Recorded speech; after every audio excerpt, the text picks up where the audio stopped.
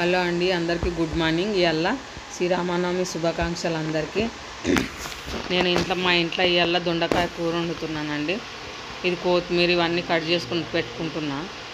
కొత్తిమీర కట్ చేస్తున్నా, పచ్చిమిర్చి, ఉల్లిగడ్డ, 4 టమాటాలు, కొత్తిమీర 10 రూపాయలకు తీసుకున్నానండి. అది 20 రూపాయలకు పావు కిలో పచ్చిమిర్చి, 20 రూపాయల కిలో టమాటాలు, 20 రూపాయలకు పావు కిలో దొండకాయ, చిన్న పిరమిస్తలేరు 10 రూపాయలది కొత్తిమీర ఇట్లా తీసుకున్నానండి. నేను తీసుకొని చేస్తున్నా. ఇలా దొండకాయ పెసలు చేస్తున్నా. ఇలా కుండలా చేస్తున్నా.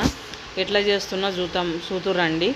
ఇంకా ఫస్ట్ నేనైతే కుండ పొయ్యి మీద పెట్టుకొని 3.5 చెంచాలు నూనె పోసుకొని ఇంకా నూనె వేడెక్కిన దాకా నేను ఉల్లిగడ్డ కట్ చేసుకుంటే ఉల్లిగడ్డ కట్ చేసుకుంటేనంటే ఇంకా అప్పటికల్లా నూనె వేడెక్కిపోతుంది.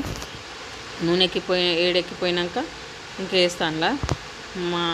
మా ఆయనకు చేసినాకనే నేను చేసుకొని తినాలండి. ఆయనకు చేసిన దాకా నేను చేయలేను. షుగరు బీపీ ఆయనకు ఉన్నది కదా, కంపల్సరీ ఫస్ట్ చెయ్యాలి. ఆయనకు చేసినాకనే నేను ఎంత లేట్ అయినా కానీ ఫస్ట్ ఆయనకు చేసినాకనే నేను తింటాను చేసుకొని. ఎంత లేట్ అయినా సరే అప్పటిదాకా నేను తినను.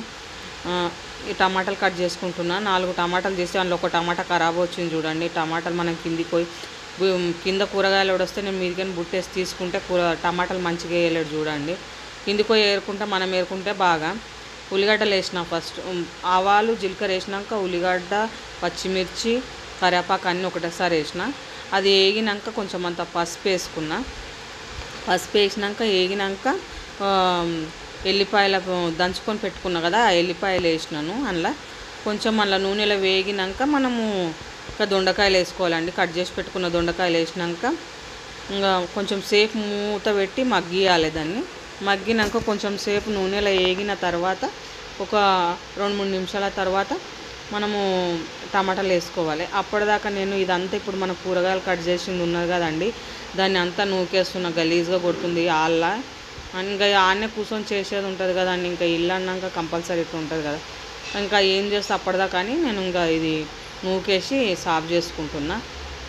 సాఫ్ చేసినాక 2-3 నిమిషాల తర్వాత ఇంకా కారం వేసిన, ధనియాల పౌడరు, ఇంకా సాల్ట్, కొంచెం అంత సాల్ట్ వేసుకున్నాం. మన టేస్ట్కి తగ్గంత సాల్ట్ వేసుకొని మనం కొంచెం సేపు కలుపుకొని పెట్టుకున్నాక తర్వాత ఇంకా కొంచెం సేపు మనం నూనెలో కంపల్సరీ కలపాలండి.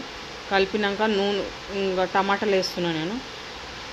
అన్నీ నూనెలు వేగినాక కొంచెం సేపు 2-3 నిమిషాలు అందులో పెట్టిన నేను మగ్గిన తర్వాతనే టమాటాలు వేస్తున్నా.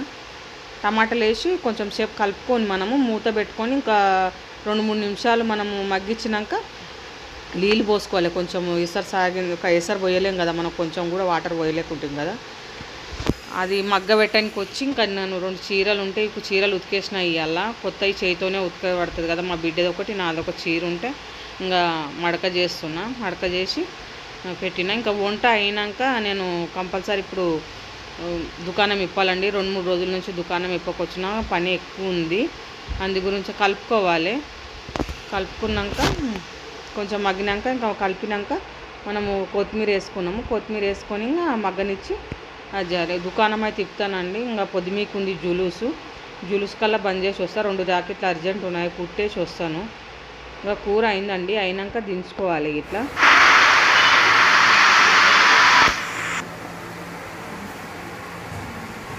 సూపర్ అయిందండి.